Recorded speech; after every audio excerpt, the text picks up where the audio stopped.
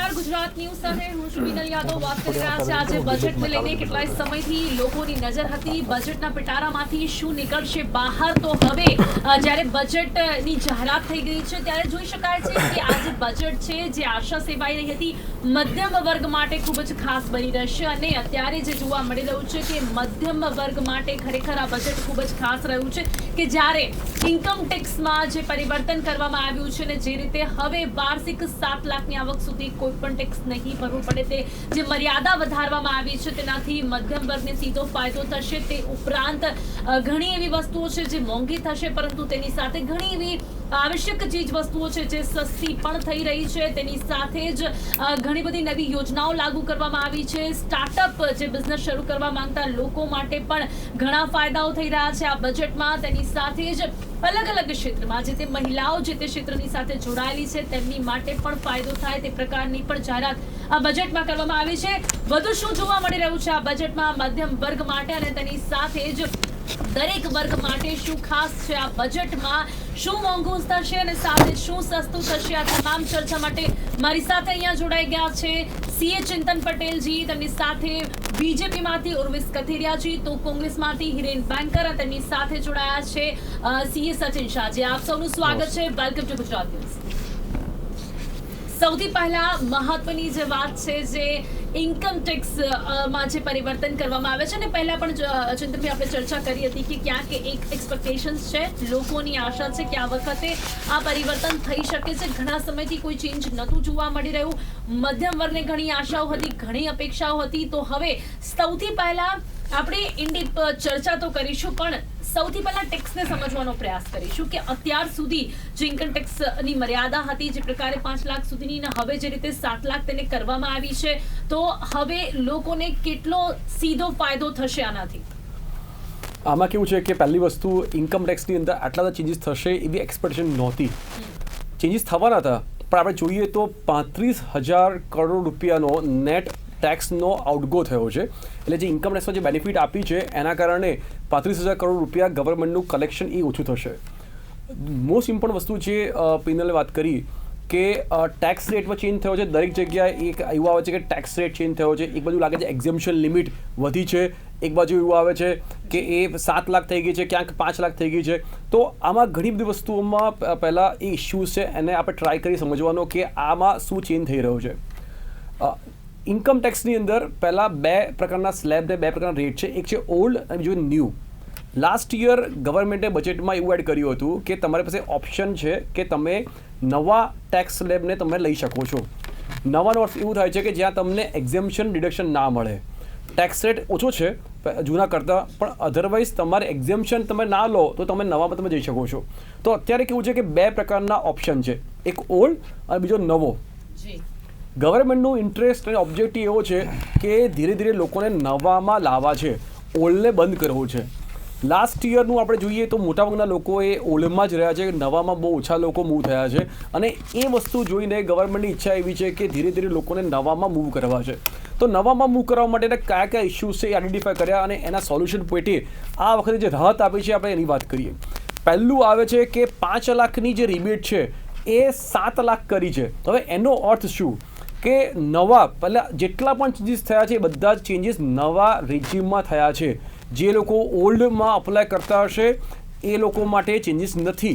એટલે કદાચ કોઈ વિચારતું હોય કે મારી એ રિબેટ વધી ગઈ, હું ઓલ્ડમાં છું, અથવા મને સ્ટાન્ડર્ડ ડિડક્શન વધી ગયું છે, હું ઓલ્ડમાં છું. ના, સ્ટાન્ડર્ડ ડિડક્શન હોય કે રિબેટ હોય, જે ઓલ્ડ રેજીમમાં છે એ લોકોમાં ચેન્જ થયા નથી. જે લોકો નવા રેજીમમાં નવા ઓપ્શનમાં જાય છે એમાં ચેન્જ થયા છે. બીજું, ફાઇનાન્સ મિનિસ્ટરે એ પણ વાત કરી કે બાય ડિફોલ્ટ ઓપ્શન નવા રેજીમનો હશે. તમે ઓલ્ડ રેજીમ ઓપ્શન કરશો તો તમને એ મળશે. હવે નવા રેજીમમાં શું ચેન્જ થયા છે આપણે એની વાત કરીએ. રિબેટમાં એવું છે કે 5 લાખ રૂપિયા સુધીની ઇન્કમ હોય એને ટેક્સ રિબેટ મળે, તો 5 લાખ રૂપિયા સુધીની ઇન્કમવાળાને એ ટેક્સ 0 પે કરવો પડે. જો તમે નવો રેજીમ તમે એમાં જાઓ તો તમને 7 લાખ રૂપિયા સુધીનો એ છૂટ આપ્યો છે. એટલે પહેલી વસ્તુ એ છે કે નવા રેજીમમાં જાઓ તો 7 લાખ રૂપિયા સુધી તમારી જો ઇન્કમ હોય તો તમારે 1 પણ રૂપિયો ટેક્સ ભરવાનો નહીં આવે. આ એક વાતથી, રિબેટની વાતથી આઈ થિંક આપણે હવે બીજા વાત કરીએ જેમાં ટેક્સ સ્લેબ ચેન્જ થયો છે. હવે ટેક્સ સ્લેબમાં ચેન્જ થયો વાત કરીએ, 2.5 લાખનો ટેક્સ સ્લેબ ચેન્જ થઈને 3 લાખ થયો છે. એટલે એમાં અલગ ચેન્જીસ છે કે 3 લાખ સુધીની આવક હોય તો એમાં હવે 0% છે, 3 થી 6 લાખ હોય તો 5% છે, એમાં સ્લેબ્સ અલગ રીતે ચેન્જ થયા છે ચિંતનભાઈ? હા, એટલે હવે એવું થાય ક્વેશ્ચન કે સાહેબ 3 લાખ રૂપિયા સુધી એક્ઝેમ્પશનની વાત કરે છે અને આ બાજુ રિબેટમાં એવું કહે છે કે 7 લાખ રૂપિયા સુધી મારી ઇન્કમ એક્ઝેમ્પ છે, તો એનો અર્થ શું? તો સ્લેબના જે મારા રેટ ચેન્જ થયા છે, સપોઝ મારી ઇન્કમ 10 લાખની હોય તો 10 લાખની ઇન્કમમાં 7 લાખની ઉપર મારે કેટલો ટેક્સ ભરવાનો એ રીતે નક્કી કરવાનું. તો એના માટે આ ટેક્સ સ્લેબ છે કે 3 લાખ સુધી એક્ઝેમ્પશન છે, 3 થી તમે બેઝિકલી 6 હો તો તમારે 5% છે, 6 થી 9 હોય તો એ 10% છે. એટલે નવા રેજીમમાં જ એ લોકોએ ટેક્સ રેટમાં કયા સ્લેબ ઇન કેસ તમારી ઇન્કમ 7 લાખથી વધે તો તમારો ટેક્સ કેવી રીતે કેલ્ક્યુલેશન કરવાનો એના માટે આ આખા સ્લેબ એ આપ્યા છે. તો લાસ્ટ ટાઈમ જે ઓપ્શન હતા એમાંથી એ લોકોએ શું કર્યું કે 25% વાળો સ્લેબ રેટ ચેન્જ કરી નાખ્યો છે, એ કાઢી નાખ્યો છે અને એને સિમ્પલી 5%, 10%, 15% અને 20% અને 30% આટલામાં કરી નાખ્યા છે. 25% વાળો જે હતો એ કાઢી નાખ્યો છે. આ જે ચેન્જીસ છે એ માત્ર ને માત્ર નવા જે લોકો ન્યૂ ઓપ્શનમાં જાય છે એ લોકો માટે જ આ છે. હવે આમાં એક બીજી વસ્તુ એડ કરીશ જે સેલરી લોકો માટે ઓલવેઝ ઓપ્શન હોય છે, સ્ટાન્ડર્ડ ડિડક્શન. આપણે એક્સપેક્ટેશનમાં વાત કરી હતી કે દરેક પણ કંઈક ચેન્જીસ આવશે, મર્યાદા વધારી શકાય છે. રાઈટ, દરેક પગારદાર લોકોને હંમેશા ઈચ્છા હોય છે કે મારા સેલરીમાં સ્ટાન્ડર્ડ ડિડક્શનમાં મને બાદ મળવો જોઈએ. હવે આ સ્ટાન્ડર્ડ ડિડક્શનમાં 50,000 રૂપિયા ઓલ્ડ રેજીમમાં હતા, નવા રેજીમમાં પણ સ્ટાન્ડર્ડ ડિડક્શન એડ કર્યું છે. તો જો તમે નવા રેજીમમાં જવા માંગતા હો અને તમારી ઇન્કમ 15 લાખથી વધારે હોય તો એ કેસમાં 50,000 52,500 રૂપિયાની અમાઉન્ટ એ તમને સ્ટાન્ડર્ડ ડિડક્શન તરીકે તમને બાદ મળશે નવા રેજીમમાંની અંદર. તો આ રીતના ઓવરઓલ તમે જોશો કે ઓબ્જેક્ટિવ એવો છે કે તમને નવા રેજીમમાં પુશ કરવું છે, ધીરે ધીરે એક્ઝેમ્પશન્સ ડિડક્શન ઓછા કરવા છે. અરાઉન્ડ નવા રેજીમમાં 70થી ઉપરના ડિડક્શન તમને ના મળે અને બહુ સિમ્પ્લિફાઈ સ્ટ્રક્ચરમાં થઈ જાય એટલા માટે આ નવો રેજીમ છે અને એમાં એડ કરવા માટે એ લોકોએ ઓલ્ડથી નવામાં પુશ થવા માટે આ બધા એક્ઝેમ્પશન્સને લિમિટ વધારી છે. જી ઓકે ચિંતનભાઈ, આ તો આપણે એક્સપ્લેન કર્યું, પણ હવે સીધી આપની પ્રતિક્રિયા બજેટને લઈને શું છે? ચલો આ પહેલો સવાલ એટલા માટે કારણ કે આજે એક સમજ હોવી જોઈએ લોકોમાં કે આજે પરિવર્તન થયા છે એ કઈ રીતે થયા છે, ચેન્જીસ શું થયા છે. હવે આ જે ચેન્જીસ થયા છે એનાથી કેટલો ફાયદો ખરેખર થશે મધ્યમ વર્ગને અને આપની મતે આ બજેટ કેવું છે? મારા મતે બજેટ એ ઘણું સારું છે. આપણે ઓવરઓલ છે ને વિઝન પોઈન્ટ ઓફ વ્યૂમાં ઘણા નવા એરિયામાં પણ ફોકસ છે. ડિજિટલ પર વધારે ફોકસ કર્યું છે, રિસર્ચ એન્ડ ડેવલપમેન્ટ પર વધારે ફોકસ કર્યું છે અને એક બે વસ્તુ જે બહુ સિમ્પ્લિફાઈ કરવાની આપણે વાત જોઈએ તો એમાં ફર્સ્ટ આવે છે કે નો યોર કેવાયસી. કેવાયસી જે છે ને એ કેવાયસી એ બહુ જ ક્રિટિકલ અને બહુ ડિફિકલ્ટ પ્રોસેસ છે. તો બજેટમાં એવું કહ્યું છે કે કેવાયસી એ સિમ્પ્લિફાઈ કરવાનું છે અને રિસ્ક બેઝ કેવાયસી સ્ટ્રોંગ હોવું જોઈએ. એટલે જેની ક્રેડિટ વર્ધીનેસ એ રિસ્કવાળી હોય ત્યાં કેવાયસી વધારે સ્ટ્રોંગ કરવું જોઈએ. અને પરમનન્ટ એકાઉન્ટ નંબર પાન, ઘણા વખતથી એવું હતું કે પાન આધાર અને ઇન્કમ ટેક્સ ડિપાર્ટમેન્ટે પાન બેઝ આધારને લિંક કરવા માટે ઘણીવાર આપણે ટ્રાય આપ્યો છે. તો હવે એવું કહે છે કે પાન એ સેન્ટ્રલ વન સ્ટોપ એ યુનિફાઈડ એ આઈડેન્ટિફિકેશન રહેશે બિઝનેસ માટે. તો એક પરમનન્ટ એકાઉન્ટ નંબરને લિંક કરીને બધી જ વસ્તુ મળશે. ઘણી પ્રક્રિયા સરળ કરવા માટેના પ્રયાસો પણ આ બજેટમાં કરવામાં આવ્યા છે. હવે ઉર્વિશભાઈ, બજેટ કેવું? ચોક્કસપણે આપને આ જે બજેટ છે તે અત્યારે જે બધા જ લોકો કહી રહ્યા છે મધ્યમ વર્ગ માટે ખૂબ જ સારું આ બજેટ છે. આપની પ્રતિક્રિયા આ બજેટ પર શું છે? ભાઈ, સાર્વત્રિક ધોરણે સ્વીકૃત થઈ રહેલું બજેટ છે. કારણ કે આપ જોશો તો દરેક ક્ષેત્રમાં આર્થિક ક્ષેત્ર, સામાજિક ક્ષેત્ર એટલે કે ગરીબ, મધ્યમ વર્ગ, અમીર વર્ગ, દરેક ઇકોનોમિક એક્ટિવિટી એટલે કે manufacturing, agriculture, services, stock market, દરેક ક્ષેત્રએ આવકાર આપ્યો છે આ બજેટને. એનું મુખ્ય કારણ એ છે કે બજેટની પાછળનો જે મુખ્ય અભિગમ છે એ માનવ કલ્યાણનો અભિગમ છે કે છેલ્લી વ્યક્તિ સુધી લાભ પહોંચે અને એની ખરીદ શક્તિનું નિર્માણ થાય. દરેક વ્યક્તિનું અર્થતંત્ર જ્યારે બને છે ને ત્યારે રાષ્ટ્રનું અર્થતંત્ર બને છે. એટલે વ્યક્તિના અર્થતંત્રના નિર્માણ માટે સરકાર એક સપોર્ટ સિસ્ટમ તરીકે શું કરી શકે એ બાબતને આમાં પ્રાધાન્ય આપવામાં આવ્યું છે. જેવી રીતે કે આપણે ટેક્સ મધ્યમ વર્ગ એમ હંમેશા કે મધ્યમ વર્ગને કોઈ ફાયદો નથી થયો, મધ્યમ વર્ગ સ્ક્વીઝ થઈ રહ્યો છે. તો મધ્યમ વર્ગ માટે ઘણા ફાયદાઓ, ઘણી કલ્યાણ યોજનાઓ છે, પરંતુ એ દેખીતી રીતે સ્પષ્ટ નથી. અને આપણે કહીએ છીએ કે સીઈંગ ઇઝ બિલીવિંગ. એટલે આ ટેક્સમાં એવી દેખીતી વાત આપણે મૂકી છે કે 5 લાખ સુધીની આવક મર્યાદા જે હતી એની વધારીને આપણે 7 લાખ રૂપિયા કરી. એટલે 2 લાખ રૂપિયા સુધીની આવક બીજી એમાં એક્ઝમ્પશનમાં કવર થઈ છે. એટલે એનો મોટો લાભ મધ્યમ વર્ગને મળ્યો છે. મધ્યમ વર્ગના પોકેટમાં એ પૈસા જવાના છે ને એનાથી એ વપરાશ વધવાનો છે, કન્ઝમ્પશન વધવાનું છે, એ ઇકોનોમીમાં પાછું આવવાનું છે, એટલે અર્થતંત્રને એનો બેનિફિટ મળવાનો છે. આ રીતે સમગ્ર વાત જે છે એ સપ્તર્ષિ કરીને આપણે મૂકેલી છે. જી ઉર્વિશભાઈ, ચોક્કસપણે એના પર પણ આવીશું કે જ્યારે નિર્મલા સીતારમણે જે સપ્તર્ષિ એટલે 7 એવી વાતો છે કે જેને પ્રાયોરિટી આપી છે તેના પર ચોક્કસપણે આવીશું. પરંતુ પહેલા જાણી લઈએ બીજા અન્ય લોકોની પણ પ્રથમ પ્રતિક્રિયા શું છે. હિરેનભાઈ, સૌથી પહેલા આપની આ બજેટને લઈને શું પ્રતિક્રિયા છે? એક વિપક્ષમાં તો આપ છો, પરંતુ છતાં પણ કોંગ્રેસના નહીં પરંતુ એક સામાન્ય વ્યક્તિ તરીકે આ બજેટને કેવી રીતે જોઈ રહ્યા છો?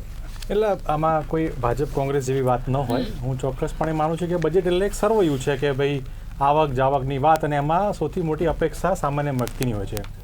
જેમ ઇકોનોમિસ્ટ સાહેબે કીધી કે આટલા ટકા ઓછું, આ વધારે, આટલા ટેક્સ બેનિફિટ મળશે, પણ 135 કરોડની આપણી વસ્તીમાં 11.9 મિલિયન લોકો એટલે કે 1.1 કરોડ લોકો ટેક્સ ભરે છે. એટલે ચિંતા એ લોકોની. બાકી મારે ચિંતા કરવાની રહી એ 134 કરોડ લોકોની કે જે લોકો ટેક્સ નથી ભરતા. એવું નથી, એ જીએસટી જે લોલીપોપ આપણે કહેતા હોઈએ, સરકાર આપે ને આપે બે નંબરની વાત છે.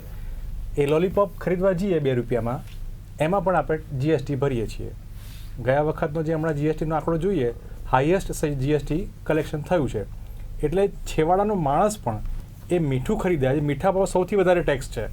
મીઠું ખરીદ તો પણ ટેક્સ ભરે, એ કમાય તો પણ ટેક્સ ભરે, એ ખર્ચે તો પણ ટેક્સ ભરે. અને પછી આપણે મળે શું આખી વાતમાં? 134 કરોડ પેલાને જે ટેક્સ પેયર છે એમને 40-50 હજારનું એમને ક્યાંક એમને ફાયદો થશે, ટેક્સ ભરવા જશે ત્યારે. પણ બાકીના 134 કરોડ લોકોનું શું, જે આખી રેખામાં ક્યાં નથી આવતા? એ લોકોને મુખ્ય ધારામાં લાવવા માટે ગરીબને વધુ ગરીબ ન થાય, અમીર વધુ અમીર ન થાય. જે આર્થિક અસમાનતાની વાત જે હમણાં જે એક રિપોર્ટ આવ્યો ઓક્સફોર્ડનો, એમાં સ્પષ્ટ કહેવાય છે કે જે પ્રકારે ગરીબોની હાલત તકલીફ છે અને અમીર વધારે અમીર થઈ રહ્યા છે, એક જગ્યાએ આખો રૂપિયો એ સેન્ટ્રિક થઈ રહ્યો છે. અને આપણે ત્યારમાં બહુ સરસ એક ટર્મ હમણાં જે ચાલી રહી છે, ફાસ્ટેસ્ટ ગ્રોઈંગ ઇકોનોમી. એટલે આપણે બહુ આમ સરસ લાગે કે હા, ફાસ્ટેસ્ટ ગ્રોઈંગ ઇકોનોમી. હવે મને એ થોડું સમજાતું નથી, અને જોઈને સરકાર સંપૂર્ણપણે અસમંજસમાં હોય ને એકદમ કોન્ટ્રાડિક્ટરી હોય એવું લાગે. સરકારે એવું કીધું કે 50 આપણે એરપોર્ટ ચાલુ કરીશું, સામે 2 મહિના પહેલાં એવું કહે છે 25 એરપોર્ટ આપણે પ્રાઇવેટ કરીશું. એમાંથી ગુજરાતના બરોડા, સુરત અને રાજકોટ એરપોર્ટ પ્રાઇવેટ કરી નાખવામાં આવશે. વિશ્વમાં, આખા વિશ્વમાં બહુ જાણીને આશ્ચર્ય થશે બેન, વિશ્વમાં ભારત એકમાત્ર એવો દેશ છે જેની પાસે એવિએશન મિનિસ્ટર છે તો પોતાની એરલાઇન્સ નથી. જે એક એરલાઇન્સ બચી હતી એ હમણાં આપણે પ્રાઇવેટ કરી નાખી. ઇઝ ઓફ ડુઈંગની વાત કરવામાં આવે, ઇઝ ઓફ ડુઈંગ બહુ સારી વાત. ઇઝ ઓફ લિવિંગની વાત કરવામાં ના આવે. હન્ડર ઇન્ડેક્સમાં આપણે 190માંથી 190 દેશોમાંથી આપણે 140માં ક્રમાંકે આવીએ છીએ બેન. એટલે ભૂખમરો જેને કહી શકાય. હેપીનેસ ઇન્ડેક્સની તો વાત જ નથી કરતો, કારણ કે એ પણ તો ક્યાંય ચર્ચામાં જ ના આવે.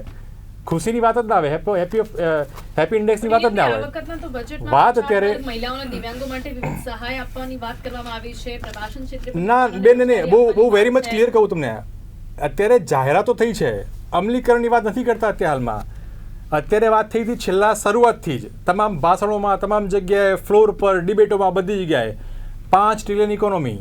5 ટ્રિલિયન ઇકોનોમી માટે આપણે 15% જીડીપી પ્રમાણે ચાલવું પડે. આજે છે 6, બેન બોલ્યા 7, કાલ થઈ જશે 8. ગઈકાલે આર્થિક સર્વેમાં કેવા હોય 6.1% છે, આજે હાઉસમાં બેન બોલે 7% છે, કાલ મોદીજી 8% કરી નાખશે. વાત એવી છે કે આ આખી માયાજાળમાં અંતે હું તમને જ કહું છું, હું તો બે હાથ હું તો બે હાથ જોડીને ખાલી એટલી જ વિનંતી કરું છું, તમે 5 ટ્રિલિયન ઇકોનોમી 5 ટ્રિલિયન ઇકોનોમીની વાત તમે કરો ના કરો રહેવા દો. 2.5 મિલિયન જે આપણી ઇકોનોમી છે મિલિયન, એને સાચવી રાખો તોય બહુ છે. વાત અત્યારે હાલમાં એટલી જ છે કે સામાન્ય હિરેનભાઈ તમે ઉભા કર્યા છે, ઉર્વિશભાઈ પાસેથી જવાબ મેળવીશ, પણ પહેલા સચિનભાઈની પ્રતિક્રિયા શું કહેશો આપ? ઘણા સવાલો અહીંયા હિરેનભાઈ ઉભા કર્યા છે, પણ એની સાથે સાથે જે રીતે આ મધ્યમ વર્ગ માટેનું બજેટ છે, અહીંયા ચિંતનભાઈએ પણ જણાવ્યું છે, આપની શું પ્રતિક્રિયા છે? અને એની સાથે 5 ટ્રિલિયન ઇકોનોમી કે જેનું સપનું આપણે જોઈ રહ્યા છે, એ દિશામાં જવા માટે અત્યારનું આ બજેટ કેટલું યોગ્ય છે? બેન પહેલાં તો થોડું ક્લેરિફિકેશન આપી દઉં. હું ચાર્ટર્ડ એકાઉન્ટન્ટ નથી, હું ઇન્ડસ્ટ્રીને રિપ્રેઝેન્ટ કરું છું અને ગુજરાત ચેમ્બર સાથે સંકળાયેલો છું, ફિકી સાથે સંકળાયેલો છું એના મેમ્બર તરીકે, અને અમારું સોલાર એસોસિએશન છે એનો જનરલ સેક્રેટરી છું. હવે વાત કરીશ ઇન્ડસ્ટ્રી તરફથી, એટલે હું પોલિટિકલ નથી, એટલે નોન પોલિટિકલ લેંગ્વેજમાં વાત કરીશ કે એકદમ સામાન્ય માણસની દ્રષ્ટિએ જોવા જાઓ તો આ બજેટ એકદમ જ માટેની વાત ઉપર ભાર મૂકી શકો છો. Yes. કારણ કે અહીંયા સૌથી વધુ મહત્વની વાત સ્ટાર્ટઅપ માટેની પણ છે અને ઇઝ ઓફ ડુઇંગ બિઝનેસ કે જેમ કે અત્યારે રેનભાઈએ કહ્યું કે તેના પર વધુ ભાર મૂકવામાં આવે Yes. છે, તો તેના Skill વિશે વધુ વાત development. કરવાનો પ્રયાસ કરીશું. હું વાત કરીશ સ્કિલ ડેવલપમેન્ટ ઉપર એમને ખૂબ ફોકસ કર્યું છે. MSME ઉપર સારો ભાર મૂક્યો છે. MSMEને થોડી મદદ કરવાનો પ્રયત્ન કર્યો છે. કોવિડની અંદર જે MSMEsમાં જે પ્રોબ્લેમ થયા હતા એ લોકોને 95% સુધીની બેંક ગેરંટીઓ પરત આપવાનું અથવા 95 એની સિક્યુરિટી ડિપોઝિટ પરત આપવાનું જે વાત કરી છે એ પણ એક ખૂબ સારો મુદ્દો છે. કસ્ટમ્સ ડ્યુટી ઘણી બધી જગ્યાએ કસ્ટમ્સ ડ્યુટી એમને ઓછી કરી છે, અને એ કસ્ટમ્સ ડ્યુટી જે ઓછી કરી છે એ રો મટીરિયલ ઉપર ઓછી કરી છે. ઇમ્પોર્ટ જે વસ્તુ આપણા ત્યાં નથી થઈ રહી ને જે બેઝિક મટીરિયલની રિક્વાયરમેન્ટ છે એની ઉપર ઓછી કરવાનો પ્રયત્ન કર્યો છે, અને સાથે સાથે ફોકસ રાખ્યું છે એક્સપોર્ટ ઉપર. એટલે એ બધી જો દ્રષ્ટિએ જોવા જઈએ તો ડાયરેક્ટ ટેક્સમાં પણ એ લોકોએ ઘણા બધા બેનિફિટ આપ્યા છે. એટલે આમ જોવા જાઓ તો overall the budget is you can say it is a good budget, પણ છતાં પણ હજી એને ડિટેલિંગમાં સમજવાનો પ્રયત્ન કરવાનો હજી બાકી છે, કેમ કે હજી તો શરૂઆત છે. હજી હમણાં 2 કલાક પહેલાં આપણે સાંભળ્યું છે બજેટને, એટલે હજી પ્રથમ નજરે જોતા it is a good budget, it is a inclusive budget, બધા માટે બજેટ ઇન્ક્લુઝિવ છે. એટલે it talks about woman empowerment, it talks about the green energy, it talks about export, and it talks about the small employment class. એટલે આપણે જે કહીએ કે ભાઈ લેબર અને એમ્પ્લોયમેન્ટ માટે પણ એ સારું બજેટ છે. એટલે બધા ઓવરઓલ જોવા જાવ તો it is a good budget. પણ હિરેનભાઈ ની વાત કંઈક અલગ અહીંયા જોવા મળી રહી છે. હિરેનભાઈ એ ઇન્ડસ્ટ્રીને રિપ્રેઝન્ટ કરે છે. હું એક વાત કહું કે હું 22 વર્ષની ઉંમરથી બિઝનેસ કરું છું, જોબ ગીવર તરીકે છું. ગુજરાતની આ ડીએનએમાં છે, એમાં કંઈ નવું નથી. એકવાર પણ મેં જોબ નથી કરી, હું માત્ર બિઝનેસમાં જ છું. વાત અત્યારે હાલમાં જે પ્રકારે આપણી સામે આવે ને બહુ તથ્યો, આપને પણ સારું લાગવું જોઈએ. તથ્યોને જ કહું છું, સારું લાગવું જોઈએ પણ થતું હોતું નથી. તમે જો સરકાર એટલી ડાયલેમામાં છે કે સરકારે શું કરવું એ નથી ખબર પડતી. તમે જુઓ કે આપણે ઇઝ ઓફ ડુઈંગની વાત કરતા હોય, ઇઝ ઓફ ડુઈંગ બહુ સરસ છે, સ્ટાન્ડઅપ, સ્કિલ અપ ઇન્ડિયા, બધું ઇન્ડિયા, મેક ઇન ઇન્ડિયા બધી વાત થતી હોય. આપણું વાતાવરણ એવું કેમ, આપણે ત્યાં સરસ વાતાવરણમાં જીવી રહ્યા છે, બહુ સરસ છે ડેવલપમેન્ટ. સાહેબ PSU બંધ કરી નાખીએ આપણે, વારંવાર PSU બંધ થાય. સૌથી ખરાબ જે આખી વૈશ્વિક અર્થતંત્ર ખરાબ હતું એ મનમોહનસિંહના સમયમાં હતું. એ વખતે ભારતમાં 10,000 શાખાઓ, બેંકોની શાખાઓ ખુલી હતી. 8 વર્ષમાં બેંકો બંધ થઈ ગઈ. બેન, ઇન્ડિયામાં કેટલી બેંકો, હું નામ આપવા હોય છે, ઘણી બધી બેંકો બંધ થઈ ગઈ, મર્જર કરી દેવી પડી. કેમ નવી ના ખુલે? હું એટલો બધો કે આમ ડિટેલમાં નહીં, હું એટલો સામાન્ય માણસ તરીકે વાત કરું. વાત નહીં, મને એક બીજું હજુ આંકડો આપી દઉં.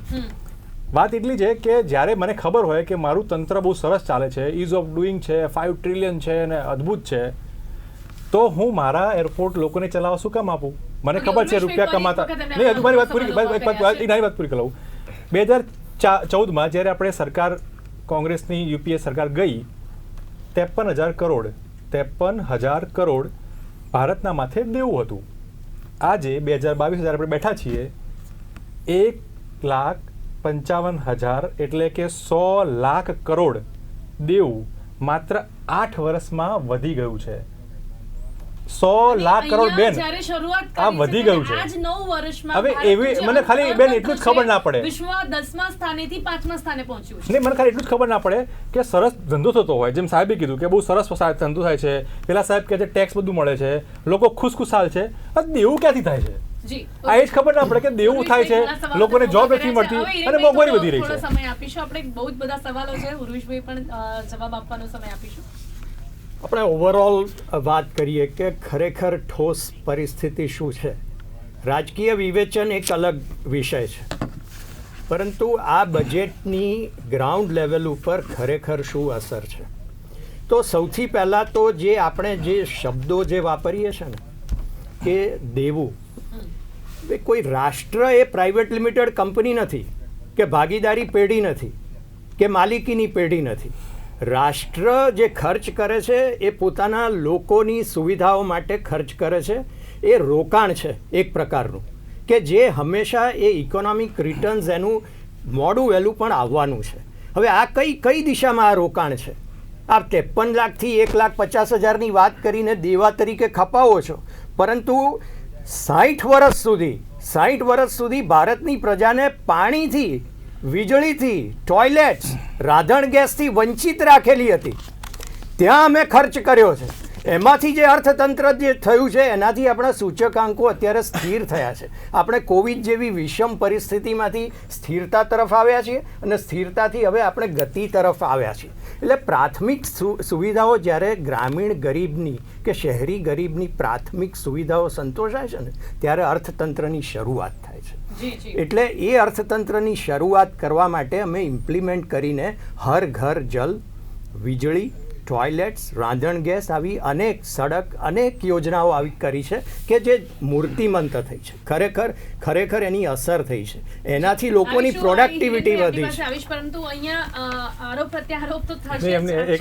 એમને બહુ એક વાત સરસ કીધી કે કોવિડ કાળ હતો અને બધું તો કોવિડ કાળ દરમિયાન પણ 26 ટન સોનું દેશના નાગરિકોએ વેચી માર્યું. 2800 કરોડ રૂપિયા EPFમાંથી ઉઠાવી લેવા પડ્યા. આ બધું બતાવે છે કે આપણે જો તંત્ર સારું હોય, મારી પાસે રિઝર્વ ફંડ પડ્યું હોય તો હું સોનું ન કાઢું બેન. એટલી ખરાબ પરિસ્થિતિ આપણી હતી. એમને ઉજ્જવલાની વાત કરી, બધી વાત કરી. આ બધી વસ્તુઓ ભૂતકાળમાં હતી જ.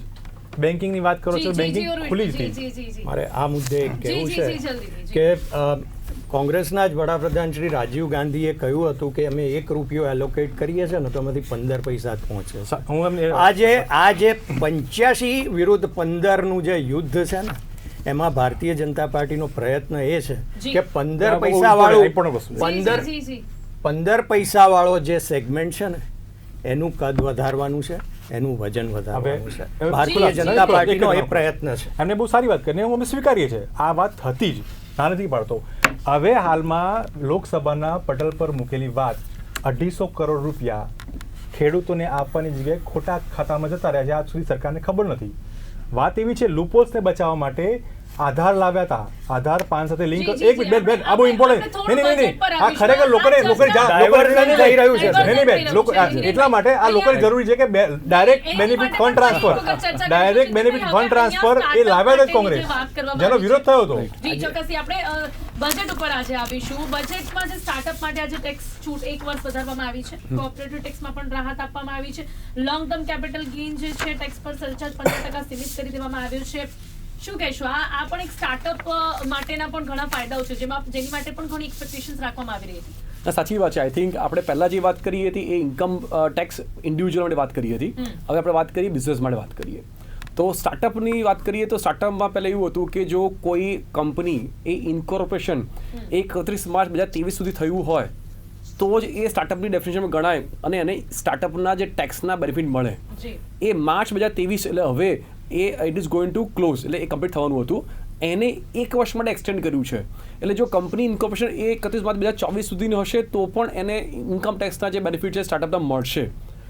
બીજી વસ્તુ સ્ટાર્ટઅપ માટે વાત કરીએ તો એમાં એવું હતું કે જો શેર હોલ્ડિંગ પેટર્ન ચેન્જ થાય, સ્ટાર્ટઅપમાં બધાને ખબર છે કે ઇનિશિયલ યર્સમાં લોસ બહુ જ હોય અને ઘણા બધા એ વેન્ચર કેપિટલિસ્ટ અને નવા ઇન્વેસ્ટર્સ એમાં આવતા હોય છે, જેના કારણે શેર હોલ્ડિંગ પેટર્ન ચેન્જ થતી હોય છે. તો ઇન્કમ ટેક્સમાં પ્રોવિઝનમાં જોગવાઈ એવી હતી કે જો એ શેર હોલ્ડિંગ પેટર્ન ચેન્જ થાય તો loss A can be carry forward four set of in the future year up to maximum 7 years. એ 7 વર્ષનું વધારીને 10 વર્ષ કર્યું છે. આઈ થિંક એ બહુ ઇમ્પોર્ટન્ટ વસ્તુ છે કારણ કે સ્ટાર્ટઅપમાં ઇનિશિયલી યર્સમાં ઘણો લોસ થતો હોય છે અને 7 વર્ષમાં કદાચ પ્રોફિટ ના પણ થાય અને આ બધો બેનિફિટ એ એને 10 વર્ષ સુધી મળશે તો એનો ટેક્સ એ પછીના પીરિયડમાં એ ઘણો સેવ થશે. આ એક સેકન્ડ વસ્તુ છે. બીજી એક વસ્તુ હું જો કહેવા માગું છું એ લઘુ ઉદ્યોગ માટેની. લઘુ ઉદ્યોગ માટે જેનું ટર્નઓવર એ 2 કરોડથી ઓછું હોય એ 2 કરોડથી ઓછા ટર્નઓવર માટે એક પ્રિઝમ્પટિવ ટેક્સેશનની જોગવાઈ છે. દરેક ઉદ્યોગોએ એકાઉન્ટ્સ બનાવવા પડે અને એકાઉન્ટ્સમાં કમ્પ્લીટ એકાઉન્ટ્સમાં ખર્ચા બાદ કર્યા પછી પ્રોફિટ આવે અને પ્રોફિટ પર ટેક્સ ભરવો પડતો હોય છે. જે લોકો નાના લોકો છે એ લોકો માટે એકાઉન્ટ્સ બનાવવા ડિટેલમાં પોસિબલ નથી હોતું, પછી સ્ક્રુટિની કેસ થાય, એ બધામાં ઝંઝાટમાં પડવું પડતું હોય છે. તો પ્રિઝમ્પટિવ ટેક્સેશનમાં એવું છે કે એ પ્રિઝ્યુમ કરે કે તમારો પ્રોફિટ એ 6%, 8% જે રેટ આપ્યો છે એટલો પ્રોફિટ છે. અને તમે જો એટલો પ્રોફિટ તમારા ટર્નઓવરનો ડિક્લેર કરી નાખો તો તમારે કોઈ ચોપડા બનાવવાની જરૂર નથી, તમને કોઈ ચિંતા થાય નહીં. તો 2 કરોડની જે લિમિટ હતી ટર્નઓવરની એ વધારીને 3 કરોડની કરવામાં આવી છે. 3 કરોડ સુધીની આવક ધરાવતા લઘુ ઉદ્યોગોને ટેક્સમાં રાહત આપવામાં આવી છે. સચિનભાઈ, આને આપ પણ કઈ રીતે જોઈ રહ્યા છો? ને એ ઉપરાંત પણ જો વાત કરી તો કોર્પોરેટ ટેક્સ પર સરચાર્જ 12% થી ઘટાડીને 7% કરવામાં આવ્યો છે, એ પણ છે. અને નવી ઇનકોર્પોરેટ મેન્યુફેક્ચરિંગ કંપનીઓને 2024 સુધી 15% કોર્પોરેટ ટેક્સ જ આપવો પડશે. મોટી કંપનીઓ પર લાગેલા ટેક્સને કોર્પોરેટ ટેક્સ તો એ પણ એક રાહત રીતે આપણે જોઈ શકીએ છીએ. એબ્સોલ્યુટલી બેન, પરફેક્ટ. મારે આમાં ખાલી છે ને થોડુંક એમેન્ડમેન્ટ કરવું છે ને, ખરેખર એ ખૂબ જરૂરી પણ છે. જે 2 કરોડથી 3 કરોડનું પ્રિઝમ્પટિવ ટેક્સ જે એમને કીધું એ એકદમ પરફેક્ટ વાત છે, પણ એની અંદર એક કેચ નાખી દીધો છે બેન. અને એ કેચ એવો છે કે 5% તમારે કમ્પલસરી 5%થી વધારે કેશ ટ્રાન્ઝેક્શન ના હોઈ શકે. હવે આ જે નાના ઉદ્યોગકારો છે ને, આ નાના ઉદ્યોગકારોનું મોટા ભાગનું જે કેશ ટ્રાન્ઝેક્શન છે ને, એ હવે ધારો કે ચાનો ગલ્લો છે, અથવા જે નાની હોટલ છે, અથવા નાની હોટલ છે, અથવા કોઈ ફેરિયાવાળા છે, કે આ બધા જ એની અંદર આવે છે MSME માઇક્રોમાં. હવે આ જે માઇક્રો એટલે નાની ઇન્ડસ્ટ્રીઝ છે, નાની ઇન્ડસ્ટ્રીઝ બધી માઇક્રોમાં આવે. હવે આ સર્વિસ સેક્ટર છે, સર્વિસ સેક્ટર પણ માઇક્રોમાં આવશે. હવે આની અંદર કેશ ટ્રાન્ઝેક્શન જે છે ને, એ કેશ ટ્રાન્ઝેક્શન હોય જ. હવે નાના વ્યક્તિને તમે એમ કહો કે ભાઈ તારે 5%થી વધારેનું ટેક્સ ટ્રાન્ઝેક્શન થાય તો તું એમાં એલિજિબલ નથી. એટલે તમારે જો એને 5%થી એ એટલીસ્ટ અત્યારે જો 30% સુધી લઈ ગયા હોત, 75-70%ની આસપાસ તમે બધું બરાબર છે કે ભાઈ 70% ઓનલાઈન તમારે કરવાનું કે બીજી કોઈ રીતે, પણ 5% જે છે એ 5%નો સ્લેબ જે છે ને એ 5% કેચ છે આની અંદર. એટલે એ જો તમે થોડુંક એને જો એ ગવર્મેન્ટે થોડું જો વિચારી અને જો એને 30% સુધી લઈ જાય તો કદાચ ગવર્મેન્ટના બી કંઈક પોઝિટિવ નેગેટિવ હશે જ, એમને બી કંઈ વિચારીને કર્યું હશે, એમને એમ તો કર્યું નહીં હોય. બધાને એક ડિજિટલ આમાં એકચ્યુઅલી જે એમનો પોઈન્ટ એક વેલિડ પોઈન્ટ છે, પણ એમાં થોડું ક્લેરિફિકેશન જસ્ટ થોટ પ્રોસેસ શું હોય છે કે આપણે વાત કરીએ કે આજે એવું છે કે ડિજિટલ ઇકોનોમીને કારણે નંબર ઓફ ટ્રાન્ઝેક્શન ડિજિટલી બહુ વધી ગયા છે. છતાં પણ જે કેશ ટ્રાન્ઝેક્શન હોય છે ને, એ જનરલી એવું માનવામાં છે ઇન્ડિયામાં એટલીસ્ટ કે કેટલું બતાવો ને એ લોકો નક્કી કરતા હોય છે. એટલા માટે ઓલરેડી એ 5%નો જે વસ્તુ રાખવામાં છે એ તમારે નક્કી કરવાનું છે. 5% તમે કરો કે 95% કરો. હા, ચાના ગલ્લાવાળામાં હવે પેટીએમ થઈ ગયું છે. આપણે ક્યાં ફરવા જઈએ તો ડિજિટલ ઇકોનોમી થઈ જ ગઈ છે. એટલે મોસ્ટલી અમારા જે ઘણા બધા ક્લાયન્ટ્સ નાના છે એમાં અમે જોઈએ ને તો હવે કેવું છે, ડિજિટલ ઇકોનોમીને કારણે એ લોકો દે આર ફોર્સ કે એમણે બધા જ ડિજિટલી થઈ રહ્યા છે પેમેન્ટ. એમને કેશમાં લેવું હોય તો કેશમાં કોઈ ઓપ્શન નથી પડતો, કાંઈ GST થઈ ગયું હોય, બધું થઈ ગયું હોય. એગ્રીડ. પણ આ શું છે, ખાલી ફક્ત નાના ઉદ્યોગકારો માટે જો થોડુંક વધારે રાહત આપી હોત, એ જે 5%નું છે એ 5%ની જગ્યાએ જો 15% કે 20% રાખ્યું હોત તો કદાચ વધારે થોડો એટલે વધારે એક્સેપ્ટેબિલિટીથી આવી શક્યા હોત લોકો, નાના વેપારીઓ માટે. વ્યાજ પર 1%ની છૂટ પણ આપવામાં આવી છે. 1%ની વેપારી એક સારી બાબત છે એવું કહી શકાય. MSME માટે. હિરેનભાઈ, શું કહેશો? ખાસ કરીને ઘણી વસ્તુ સસ્તી થઈ છે, એના પર આપનું શું માનવું છે? ઇલેક્ટ્રિક વાહનો, બાયોગેસ સંબંધિત થઈ શકે, ચોક્કસપણે થઈ જ શકે એમ છે. મોબાઈલ ફોન્સ આ બધા પર ડ્યુટી ઘટાડવામાં આવી છે. અરે આનાથી ઘણું બધું થઈ શકે. જો સરકારી છે તો આ જ મુમેન્ટ પર 18 રૂપિયા સીધા તમે પેટ્રોલના ઘટાડી શકો છો. કારણ કે 7 મહિનાથી 32%નું આંતરરાષ્ટ્રીય ક્રૂડ ઓઇલમાં ઘટાડો થયો છે.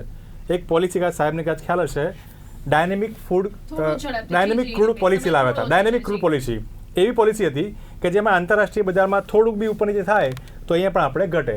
7 મહિનાથી 32%નો ઘટાડો થયો. સાહેબ, 1 પૈસાનો ઘટાડો અહીંયા થયો નથી.